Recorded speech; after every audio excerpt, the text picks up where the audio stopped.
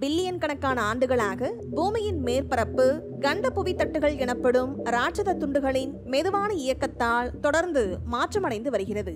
இப்போது விஞ்ஞானிகள் ஒரு வியத்தகு நிகழ்வை கண்டுபிடித்துள்ளார்கள். பூமியின் 6வது பெருங்கடல் மெதுவாக உருவாகி வருகிறது என்று கூறியுள்ளார்கள். இது எங்கே நடக்கிறது? இந்த பிரம்மாண்டமான புவியியல் மாற்றம் உலகை எப்படி மாற்றும் என்று இந்த வீடியோ தொகுப்பில் பார்க்கலாம்.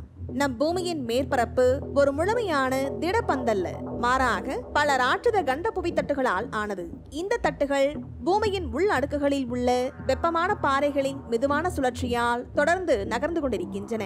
ஆண்டுக்கு ஒரு சில சென்டிமீட்டர்கள் மட்டுமே என்றாலும் மில்லியன் கணக்கான ஆண்டுகளில் இந்த மெதுவான இயக்கம் கண்டங்களை ஒன்றிணைத்து சூப்பர் கண்டங்களை உருவாக்குகிறது அல்லது அவற்றை பிரித்து புதிய பெருங்கடல்களை உருவாக்குகிறது. அட்லாண்டிக் பெருங்கடல் கூட மில்லியன் கணக்கான ஆண்டுகளுக்கு முன்பு ஐரோப்பாவையும் வட அமெரிக்காவையும் பிரித்ததன் மூலமாக உருவானது. இன்று நாம் Pacific, Atlantic, Indian, Arctic, Antarctic என்று 5 பெரிய பெருங்கடல்களை கொண்டிருக்கிறோம். ஆனால் 6வது ஒன்று உருவாகி வருகிறது என்று விஞ்ஞானிகள் கூறியுள்ளார்கள். நம் பூமியின் 6வது பெருங்கடல் உருவாகும் இடம் கிழக்கு ஆப்பிரிக்க பிளவு பள்ளத்தாக்காகும். இது எத்தியோப்பியாவிலிருந்து மொசம்பிக் வரை சுமார் 3500 கிலோமீட்டர்களுக்கும் அதிகமான நீளத்திற்கு பரவி உள்ள ஒரு பிரம்மாண்டமான புவியியல் அமைப்பு. கடந்த 2005ஆம் ஆண்டில் எத்தியோப்பியாவின் அஃபர் பாலைவனத்தில் சுமார் 60 கிலோமீட்டர் நீளத்திற்கு ஒரு பெரிய பிளவு ஏற்பட்டது. இந்த பிளவு ஒரு சில நாட்களில் சில மீட்டர் அகலம் வரை விரிவடைந்தது.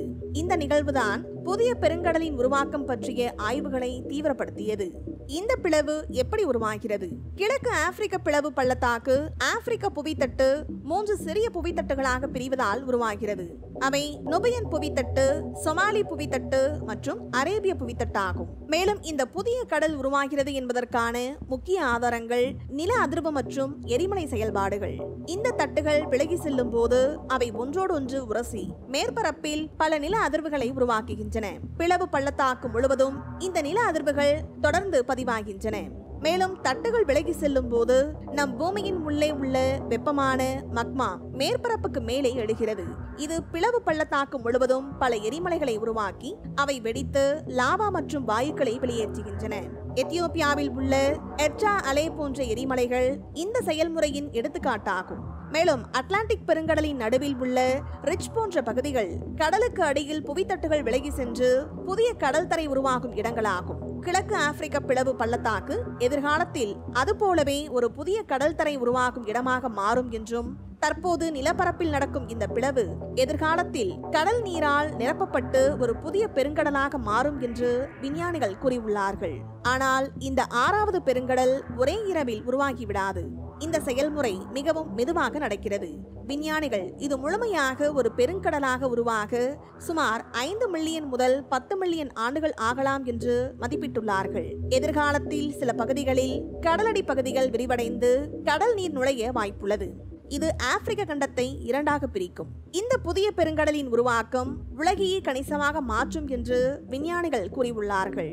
ஆப்பிரிக்க கண்டம் 2ஆக பிளந்து கிழக்கு பகுதியில் சொமாலி தட்டு ஒரு புதிய தீவு அல்லது சிறிய கண்டமாக மாறும். இது உலக வரைபடத்தையே மாற்றும்.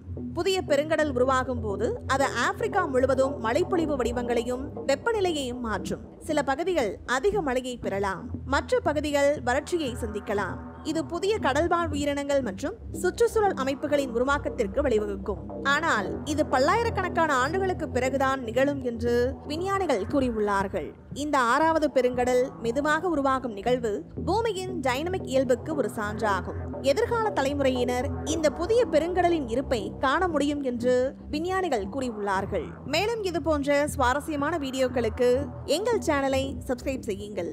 நன்றி.